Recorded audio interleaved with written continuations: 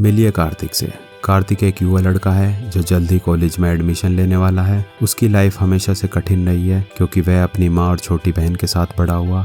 इन मुश्किलों का सामना करते हुए उसने एक अनहेल्दी जीवन जिया है जिसमें वो अक्सर पार्टी करता, शराब पीता और स्मोकिंग करता रहा है। फिर एक दिन उसकी माँ गंभीर रूप से बीमार हो गई और उन्हें तुरंत इमरजेंसी रूम में ले जाया गया। उसकी लाइफ की सबसे इम्पोर्टेंट व्यक्ति जिसने हर मुश्किल समय में उसका साथ दिया अब मौत के कगार पर थी। माँ ने बहुत संघर्ष किया लेकिन अनफॉर्चुनेटली उनका निधन हो गया और कार्तिक अचानक से घर का मुखिया बन गया। अब उसे न केवल खुद का बल्कि अपनी छोटी बहन का भी ख्याल रखना था। गर्मी की छुट्टियों के दौरान कार्तिक ने एक सफाई कर्मचारी की नौकरी पकड़ ली ताकि वो खुद को और अपनी बहन को फाइनेंशियली सपोर्ट कर सके। उसका एकमात्र लक्ष्य था कि वह हर दिन काम पर जाए और सफाई करे। उसने हर एक्स्ट्रा शिफ्ट को लिया और अपने डिसिप्लिन और डेडिकेशन को दर्शाया। वह इस पैसे से हर रात अपने और अपनी बहन के लिए खाना लाता। उसने अपने दोस्तों को अपनी नौकरी के बारे में नहीं बताना चाहा, इसलिए जब वे उसे शाम को पार्टी के लिए बुलाते तो वह कहता कि उसे अपनी बहन को पढ़ाना और खाना बनाना है।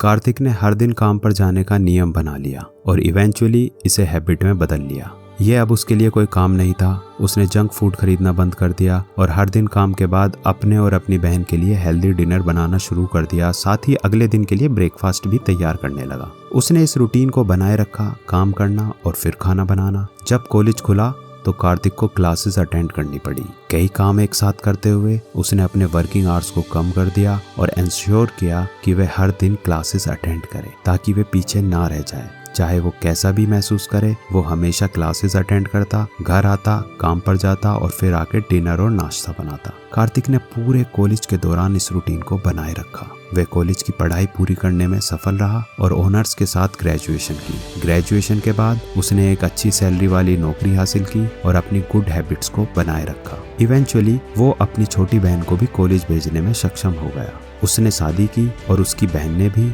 वे जीवन भर अच्छे दोस्त बने रहे और अक्सर सोचते थे कि उनकी माँ कार्तिक पर कितना प्राउड फील करती। लेकिन उसने अपने जीवन को कैसे बदल दिया और एक आलसी और आउट ऑफ कंट्रोल लड़के से कैसे वो अपने भाग्य का सच्चा मालिक और अपनी किस्मत का राजा बन गया। आखिर कैसे? Because Kartik became disciplined. लेकिन उसने इसे कैसे किया? पहला बड़ा रीजन था कि उसके पास एक मजबूत कारण था। जब उसकी माँ का निधन हुआ तो उसके ऊपर दो रिस्पॉन्सिबिलिटीज आई, घर का मुखिया बनना और अपनी बहन का ख्याल रखना। ये सचमुच डू और डाई सिचुएशन थी। स्टडीज बताती हैं कि एक स्ट्रॉन्ग मोटिवेटिंग रीजन लोगों को उनके विल पावर के भंडार तक पहुंचने की परमिशन देता है जो इसके बिना पॉसिबल नहीं है। यह उन फिल्मों की याद दिलाता है जहां आप एक बॉक्सर को फाइनल राउंड में थके हुए हाल में देखते हैं लेकिन फिर उसे एक पावरफुल फ्लैशबैक आता है कि वह ये फाइट क्यों लड़ रहा है। शायद वो किसी करीबी व्यक्ति की याद में सभी ओड्स के खिलाफ जीतने की कोशिश कर रहा हो। स्टडीज ये भी दिखाती हैं कि एक strong motivating reason temporarily will power को बढ़ाने के लिए एक बफर के रूप में काम करता है। हालांकि विल पावर की सीमाएं होती हैं। कार्तिक के पास जिम्मेदार बनने के लिए एक स्ट्रॉन्ग मोटिवेटिंग रीजन था लेकिन इसका मतलब ये नहीं था कि वो infinite amount of things infinite amount of time तक कर सकता था। अगर वो एक पार्ट टाइम जॉब करने की, अपनी बहन का ख्याल रखने की, अच्छे अंक प्राप्त करने की और गिटार सीखने की एक साथ कोशिश करता तो ये उसके लिए मुश्किल होता,